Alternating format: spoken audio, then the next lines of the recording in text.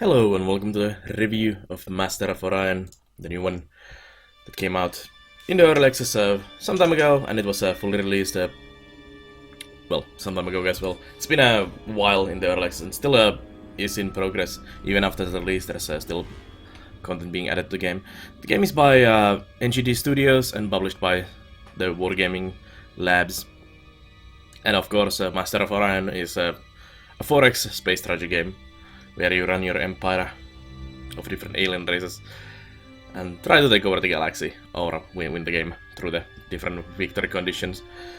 And it's basically a remake of the old Master of Orion 2, with some features changed here and there, like the combat system not being turn-based. It's instead real-time, or you can just spectate and let the AI handle all the things. But let's get into the game and I'll show you some of the ropes here. So this is one of my playthroughs, about 300 turns into the playthrough, so we can show most of the features here and take a look at the things that are in here. So firstly, this is the galaxy I'm playing in. We are playing as the Silicoids, one of the races in the game. This crystal-like non-organic race. And we have the Catrice, the Mercian here. I think we had humans up here. Yeah, there's Earth. And we have... let's see actually, what did we have here? Yeah, we have Klakons and Sakras were destroyed. I killed those off. And then there's one more race we don't know at the moment. And this is our Silicoid. We'll be back to that window though. And this is the galactic map you'll be looking at a lot, figuring out where to colonize places and where to explore and where to kill enemies and all of that. And the star systems are connected by these, well, I guess hyperlanes, I would say. And that's the only travel method in this game, so no direct jumping and no wormholes or anything of that kind, which used to be in the original Master of Orion, but were not included in this one, sadly, because I did like the wormholes and all of that options. You can zoom in to see more information about the specific star systems. Like so Chryslon is my home. So we started out here, and you can see that there's planetary orbits for different planets. So you can see more information about them. You can click on them to get a bit more information, and you can see also if planets have moons and all of that information. You can see where it connects, and all your space stations. Like here's my military outpost, and here's my super scalar gas harvester, which these block the pathways from enemies or anyone who doesn't have access to pass through there. And they also serve as a first line of defense, so they're actually quite handy and really nice way to work with this. I kinda wish Stellaris would have something similar as well. And yeah, you also can build these like this gas harvester. There are some other buildings you can build as well on different parts. Like here I have a asteroid laboratory, so you can utilize this with some extra buildings, very similar to most 4X games in that sense. And yeah, here we have also some space monsters. So space monsters used to be in the Master of Orion 2 as well, and they were always fun, having space pirates and space monsters like this space eel and all kinds of fun creatures that you have to deal with that are kind of neutral nuisance for everyone. This space eel actually is pretty damn strong at the moment, and it is very much blocking the pathway from my side here to here totally, which is why I had to go around from up here. There's also, of course, the game is called Master of Orion, so you have to have Orion in the game, and Orion is this Orion Prime is this massive Gaia world that everyone likes. It's guarded by the Orion Guardian, and you don't want to go there until you can deal with that. But it's like this treasure trove of technology, and of course the planet itself is amazing. And whoever claims the Orion will definitely have a bit of a leg up on everyone else. But yeah, let's keep looking at this. So up here, here's my money and plus my income and some detailed information you can see if you mouse over it. This is my command points, so how many ships we can field, and you can see also detailed information what's taking points from that. My science income and what are we researching at the moment and how long it will take. And then let's go look at my empire here. So this is the empire window here. You can see all my planets. You can see that there's a bit of striking going on some of these planets. And what they're working on, all the output and everything they have there. And you can click on them as well and see what they're doing. And you're gonna manually adjust their focus. Also buy out and all of these very basic stuff in Forex games. Then let's take a look at the research here. Knowledge deposition is steady. Well, hello. So, I just actually researched something and I need to choose what to do next. So here's my current options. And you can see that they give different things. Like this gives me advanced colony ships and all these and how long it takes, and my advisors are recommending them. Speaks in favor of this avenue. And on some of these you can see that like this one has the line between these. So you choose one of these options, so you cannot gain both, but you can trade or steal technology from someone else if they research that technology. So you need to pick and choose, especially the ones you really want. And down here you gain these and plus one of these. So the technologies are kinda interesting that way. I always liked that in the original Master of Orion, and I'm happy that they carried over that into this one as well. That you can choose between these researchers, and you cannot get everything. You just have to decide where you want to focus, and then have to deal with the other empires to trade and steal the technologies if you want. If you want for some reason both of these, then you have to do something with the neighbors. And here's also the research tree, which is pretty deep. Not that many lines of options, to be honest. As you can see, it's basically split in 4 mostly, and then a couple choices in there as well. But there is quite a lot in here, and I'm happy that they include a lot of the stuff that was in the original Master of Orion. So there's still Doom Stars and Stellar Converters to blow up planets, and all of that stuff is still in the game, so I'm happy about that. One thing they didn't include though is Master of Orion was the battle for Antares, and Antares was this other dimensional race, or Antarans was other dimensional race that was a late game threat to your empire,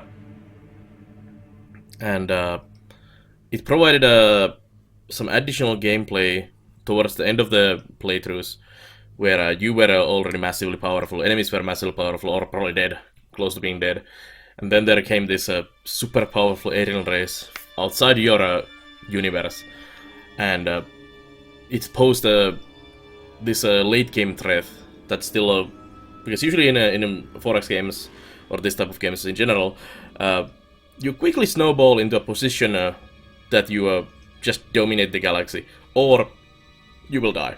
That's usually the 2 options. And when you are in that dominant position, the gameplay becomes just a next turn, build this, next turn, crush this enemy, next turn. But when you have this kind of late game threat, it definitely helps. And this is new Master of Orion kind of misses that part, and you have to just take over the galaxy, and that's it. So we saw already the diplomacy here. So here are the enemies we need to take over and kill, and or somehow win on our side. And this is the silicoids we are playing.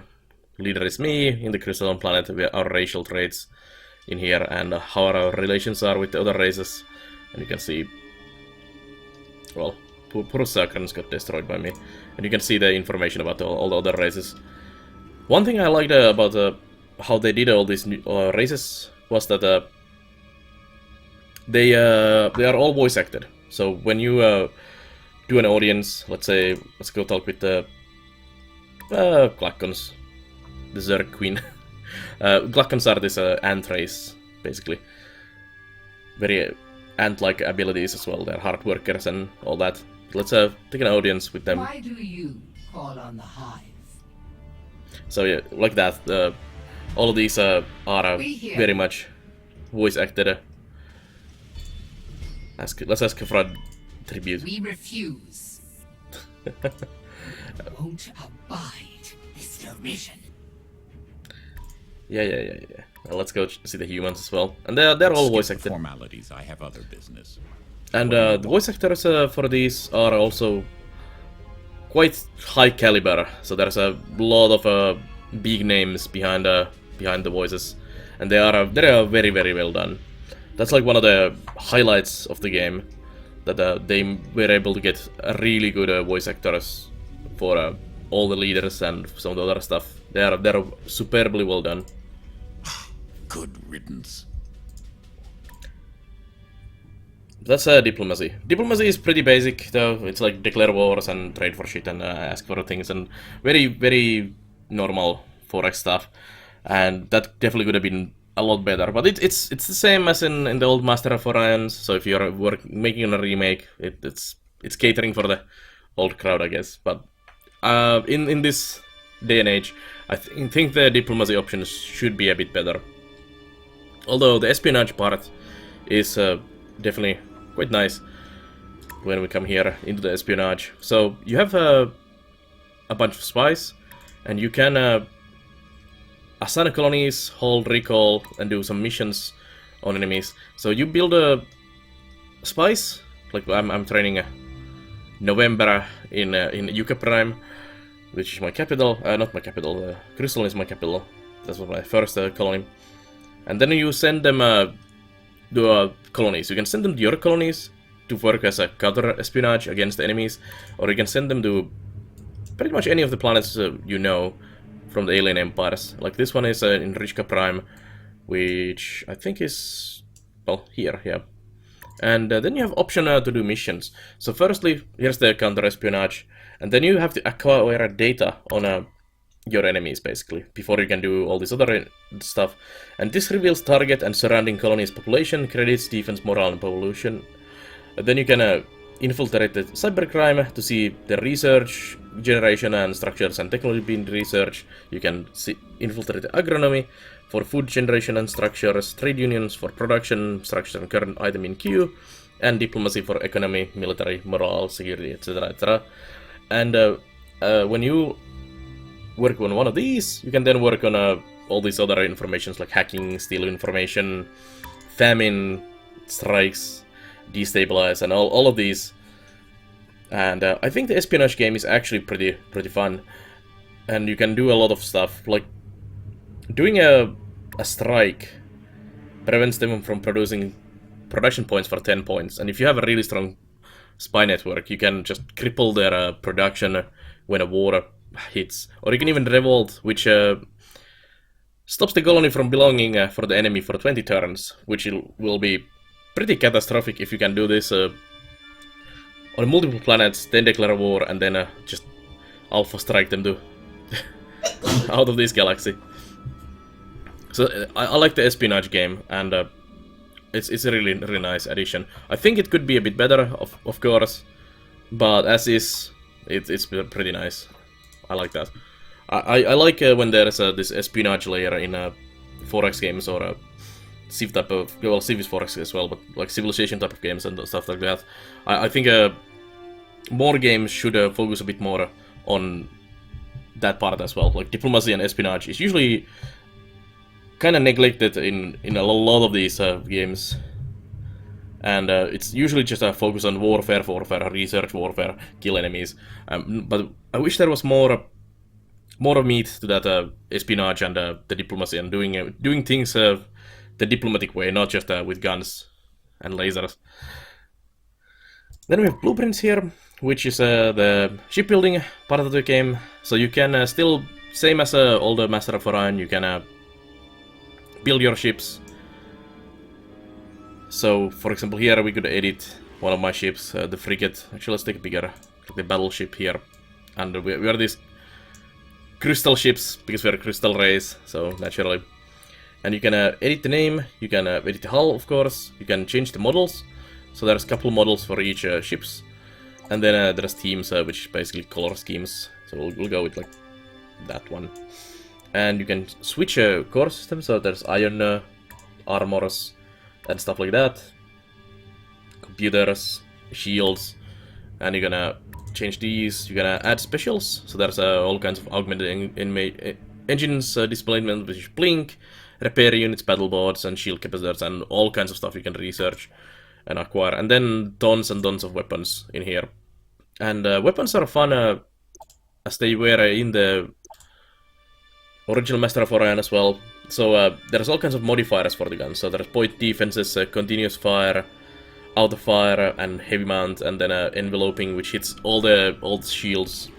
As in this one and in the original Master of Orion, so you have shields on 4 sides of the ship, like you can see here. You can also change the facing of your guns. So for example, this laser cannon could shoot in any direction, and if you have an enveloping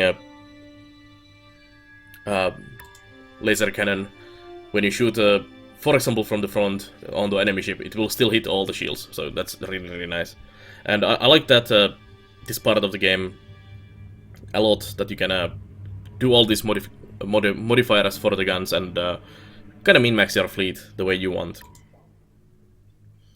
And of course, there's the cost and command point cost for that, and there's also how much you can actually just load on one ship. So there's the hull capacity, which you can improve as there's miniaturization for the guns and all kinds of stuff like that. But yeah, there is definitely the ship editor as well, which is... I don't know how much you usually use that. I for sure didn't use it that much. I just went, whenever I got some upgrade, I just clean upgrade, done, and went with the next. But I'm sure you can min-max a much better fleet than doing it that way. Then we have planets here. So here's all the known planets and information about them. You can also see who owns what planets, and you can also flag planets. For example, we could go here and click on this planet, and we could flag this for future information. So for example, if you have plans for I want to colonize this planet and this planet and this planet, you can flag them and they will show up on that list. So it's actually quite nice and handy way of keeping up what planets you want to focus on and stuff like that, especially on a bigger galaxy. This is not that big map I'm playing on this playthrough. And then you have your fleets here, so here's a bunch of my fleets all over the place. There's a threatening fleet detected, so there's some space pirates flying in there. I think we are gonna go kill those. So one of my fleets needs an order, and this is your turn queue here down, so you click on this one to end your turn, or whatever needs to be done. So here's one of my colony ships, and I think we are just colonizing this nice planet here. So here comes my hunk of rock of a colony ship on the J2. Size medium Tundra. Shows the information down here. Was kind of difficult to see against the white background, but there it is. So we'll just skip the rest of that. And then we come into the planet information here. So here's the currently colonized planet we just added. So all the planet info in here. Abundant minerals and nice gravity and nothing special about this Thunder planet. You have your population, your max population, how much credits, defense, and all of these things you have in there. You accumulate pollution as you do production, and you have to clean pollution, and there's text to lower the pollution as well. I like the pollution mechanic, even though it's just basically another number to deal with. But I like that the modern space age colonies do produce pollution, and you have to deal with that. And then you can do the focus, which we saw in the empire management already. Here's our food production and research and production. And you have your population, which you can drag around and choose which one you want to basically work on. And you can see the numbers here, how much you get from each tile. So the first tiles usually provide the most, and then it kind of tapers out when you go deeper into there. And then you can choose some production or what you want to build here. So there's food productions and productions and research buildings and money and all kinds of special ones you can do. Defenses and of course ships as well. We'll start with robo miners, I guess, on this planet, and done. And you can also click through your colonies here. This is our Chryslon, our magma planet. Not a very happy planet for other races, but our crystal guys love it. We're done. And that's basically our turn done. Then you do next turn, and turns go one after another between races. So once you do your turn, they do their turn, and so on. And our spy just completed a mission, so he acquired data on the Rishka Prime, as we saw. So we can see we've stolen information. So we can see now Rishka Prime here. We can see the planet's information, and also we gained some information about the other surrounding planets there. Our space elevator is done, so we need to add a new thing to be built. We'll go with not with farms. We don't actually eat. You can do some pollution cleanup. Or actually make a hollow simulator. Let's be happy. And that's the spy done. So my spy needs an order. Let's see. You... Let's infiltrate their cybercrime and steal some of their science, I guess. And then this button here moves your fleets, which is quite nice. If you wanna just quickly move your fleets around next turn. And let's try to get to a combat. I'm gonna go poke the eel a bit. Threatening fleet. I could probably actually kill those as well. But no. Let's see. Let's move those. So that's my scout moving there. That's my colony ship. Where is my proper fleet? Here we go. Let's fly those in there. And you can just let's just scrap you. We don't need you. We can quickly speed through. With each And here we new got some discovery, research the done. knowledge of the crag grows, Keystone. Yes. Do Cybertronics next. Exquisite. New ship design has been discovered, so we got bigger ships. Yeah, it threatens us. We know. It's probably gonna eat my guy there. New spy ready. You hold. Let's combine these fleets. See if the space eel wants to do some fight with us. There we go. So this is a space battle at Jita Prime. So the space eel is attacking me. And here's my fleet and their fleet. You can see the information. You can auto-resolve, or you can take command, or you can retreat. I usually have done the auto-resolve. I think that's the most fun. And you can just spectate that with this nice camera and just see pew-pews and missiles go in the space. But I think for this time we take a command. And this is where my biggest complaint about the game comes. Hello, Space Eel. Is that the original Master of Orion used to have this grid-based, turn-based combat system. And in this one, it's real-time. As you can see, it's currently paused. It's in a cinematic camera. I have enabled the AI. And we can disable that if you want to. And then just speed through. But I'm just gonna go with this and change that to free camera. And you can see my troops are moving here. You can command them. Let's pause this quickly so we can see information. So attack commands, move commands, hold position, ceasefire, match speeds, retreat, formations, and all kinds of information you can do here. So you can actually do all kinds of maneuvers. Like we can send these here and do a backstep maneuver from there or whatever we want. But I think I'm just gonna let the AI handle this one for us, and we'll see how the fight against Space Eel goes. And I think this real-time combat really devalued the fun of the combat system that was in the Master of Orion. I can see that it was made to speed up the game a lot, because some of those, well, that didn't take too long. Some of those space battles took a long time in the original games, but they were also a lot of fun in my opinion, and I really liked the combat system in that, and I think this change was not for the good, but for multiplayer it probably helps a lot. Which I have not actually played. So I have not played the multiplayer portion of the game, so I cannot really comment on that. Main reason is because I don't play these games for multiplayer. I like to sit in my recliner or in my chair and just command my space empire. I don't really play with other people. It's more of a relaxation for me. So in that sense I can see the change to the combat system, but it did take a lot of charm out of the game, in my opinion.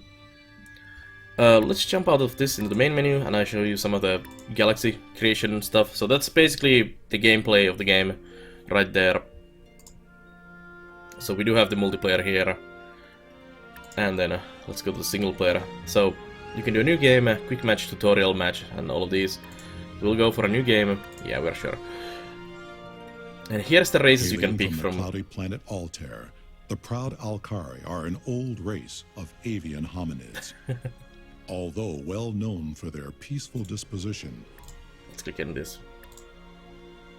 to make him silent. So all of these are also voice acted, the descriptions of the races. So you have Alkari, Pulrathi, Darlok, humans, Klekons, Meklar, Martian, Silence, Sakra, Silicoids in the game, and then you have Terran, which are a bonus race you can get, so basically alternative humans.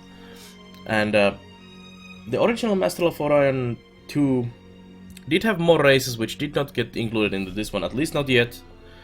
And there was the Gnomlaras, the Elarians, and the aquatic race, whose name always escapes me. But at least those races were cut out of the game, and it's a bit of shame because I like those. Especially the aquatic race was one of the more fun races in the game because it was so different with the aquatic stuff, and the Elarians with the psionic stuff and their Amazon warlike race. I think they missed some in that. I like the early Elarian shenanigans with the psionics and all of that, and I like having aquatic planets. Aquatic planets are actually not really in the game at all anymore. So no more fishy people in the fishy planets, which is sadness. But they did include all the other races that were in the game, and they polished them a bit. So Alkaris are still the birdmen, the Bulrathis are still the bearmen, Darloks are still the shapeshifter spy race, humans are humans, charismatic, diplomatic, etc. Klekons are still the ant race. Meklara is a bit different in my opinion. They were always this mechanical race, but I remember them being a bit tiny different. But I like the new Meklar. They are really cool. And they are cybernetic and industrial, so half the food and auto repairs. Then Mershan, the cat race. Psilons, which are my all-time favorite race. I really like Psilons in the originals. I usually play the Psilons myself, so heavy tech focus race with 4 hands and big bulky grey alien heads, and they're really fun. Their voice acting is also superb. I really like how they are voice acted. We can take a look at that in a second. And then Sakra's the super fast breeding expansion is the lizard race, and then the silicoids. Alone in their and you can also do a custom race. So you choose your race genetics, which one you want to pick from, name of the leader, and then how many points you want to spend, and you can customize your race quite a lot. And I like that they had this. Well, it's usually fairly common thing to have on all of these 4X games, but Master of Orion had this as well, and doing these custom races was always fun. I usually had the Psilons as base, and then just went from that. Kept them as a tech focus, but changed them a little bit to suit my playstyle more. And I like doing custom races a lot. So it's good to have that in the game. So we'll just pick these and go next. So here's the game settings. So you can choose your galaxy type: circle, spiral, cluster. We're just gonna go with let's go circle. Galaxy size: medium, small, large, huge. I think there's a medium that I was playing in the other map. Let's just go for a huge to see how big that is. Galaxy age. So this affects what kind of planets you will get in the galaxy. Post-warp, you can start pre-warp, so you need to work on getting the warp engines and everything. And you can also go advanced start, so we start with a bit of technology already to go with. Then different difficulty levels for AIs, and how many of them you want, and also how quickly the game will go. So affects stuff like research speed, building speed, and all kinds of stuff. So if you wanna just quickly conquer the galaxy or take a billion years to go through that, you can do that. Go with classic. And then a Big Bang seed, which is basically the seed for the galaxy, how it's generated. There is some advanced information here as well, so random events, pirates, monsters. Random events for sure, because that's one of the best stuff I like in Master of Orions and all the Forex stuff, where you can explore and get these like events. I like that in Stellaris, I like that in Civilizations, and all these games, so for sure. This is what we want, or I want at least. Racial traits, timeline, and everything. Victory types, so you have score, diplomatic, technological, economical victories in this one, and you can disable any of them if you don't want to like score victory. If you wanna play until you take over everyone. There is all of course the conquest victory, so the default victory type, which you will always be on. If you've killed everyone else, you pretty much are default winner. But these are other ways to win the game through technology, economic, and all of these. Yeah, let's just quickly start the game and see how the Cylon voice actor is. And that's pretty much everything about Master of Orion I have to say about the moment. It's kind of hard to judge because it works pretty well. It's pretty solid, and it's quite faithful to the original Master of Orions, except some of the changes I detailed there, like the massive change to the combat system and all of that. It does include a lot of the stuff from the original Master of Orions, which is a big minus, of course. And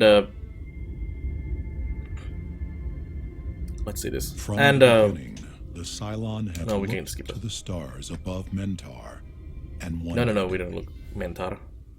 Greetings, Controller. You are the Controller, of course. It follows that I am Moldrid, your cooperator. I'll be assisting you with any and all needs for your projects in the galaxy, and updating any relevant parameters as we get new information. Okay, thanks. Yeah, I like the voice actor, it's really well done. But yeah, not only that it doesn't include everything from the original, so they cut out stuff, basically, without adding really other than the new combat system. And while it's really nicely made and works really well, it's kinda mediocre, that it doesn't really bring anything new to the table, but it doesn't really bring the old back to the table either. And I feel the Master of Orion 2 still might be the superior game, if not graphically and UI wise, but just the depth of the gameplay. And sadly, we don't talk about Master of Orion 3, which was horrible thing. And I feel some of the other 4X games have gone further and are much better options than the Master of Orion. But also they have some issues, so it seems to be that 4X space games are kind of cursed or plagued game type, that they have always these nice parts and then something is just missing or not so great. So we're still looking for that stellar example of a 4X that just accomplishes well in all fronts. But that's not Master of Orion, that's not Stellaris, that's not many of the other ones currently. Even though they are great games, all of them, there's problems.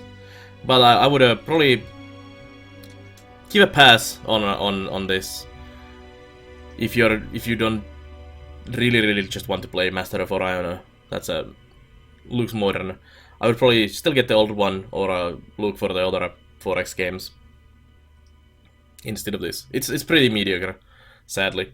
I was kinda when this was announced, I was really hoping for it to be a great thing, because I love Master of Orion 2.